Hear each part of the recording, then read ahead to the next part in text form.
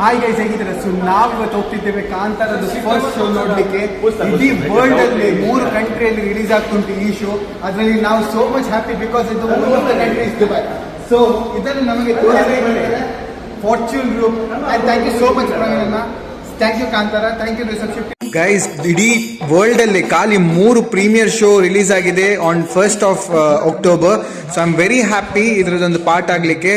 Guys, ಈಗ movie ಸ್ವಲ್ಪ ಹೊತ್ತಲ್ಲಿ ಸ್ಟಾರ್ಟ್ ಆಗ್ತದೆ, ಆಮೇಲೆ ಇದರ ರಿವ್ಯೂ ಕರೆಕ್ಟ್ ಆಗಿ ಕೊಡ್ತೀನಿ ಗೈಸ್.